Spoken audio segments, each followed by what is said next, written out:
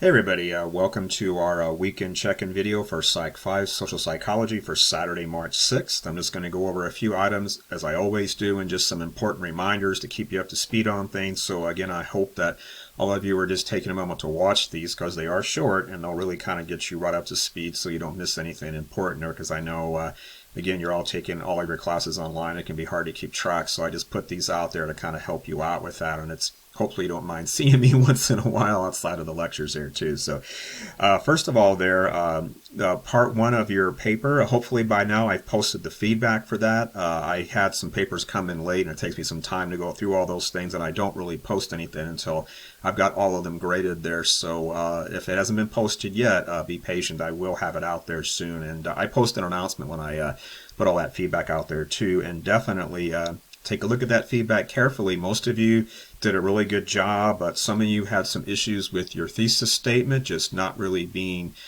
clear enough or focused enough. So please take into account the suggestions that I make for that. And also some of you had some problems with your references that had some errors with APA style and formatting. So I give you really specific feedback to correct those things. So definitely take a look at that very specific feedback, because a lot of the errors that you made are very easily remedied. It's things like you didn't double space, you didn't indent properly, you didn't italicize the journal titles or the journal volume numbers, and I tell you all those things that were mistakes that you made, and it's very easy to fix that.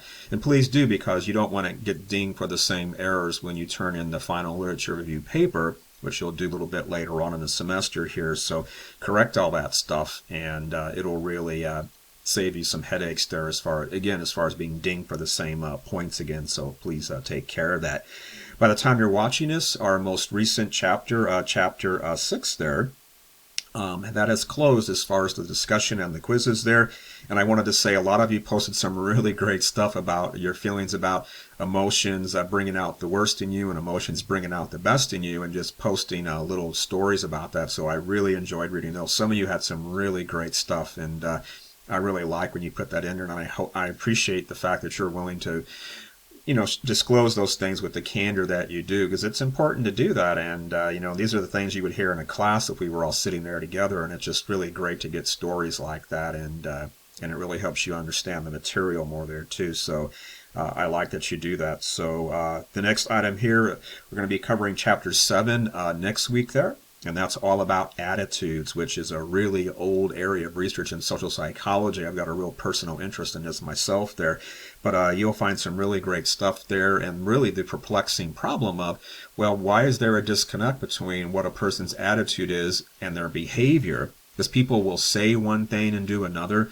They'll do one thing but then say something else. So there is this disconnect, this paradox sometimes. We've all seen that on ourselves and people around us. And can we actually use one to predict the other? So can you know somebody's attitude and therefore forecast their behavior?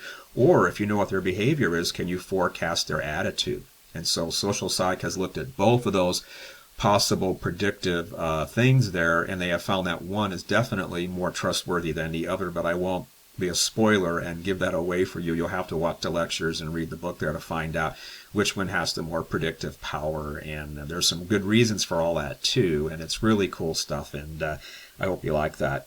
And other than that, that's all I wanted to say for right now. So again, you're welcome to work ahead on chapter 7 and 8. Even though the deadlines are a bit off there still, you can go ahead and work ahead as much as you want. Same thing on your inquisitive there. Just make sure you meet the due dates. And I'm hoping by now y'all understand how the due dates work in our class. You can always click the syllabus link. You can always click the calendar link there on Canvas to see all the assignments in one place and all their due dates and times. So definitely do that.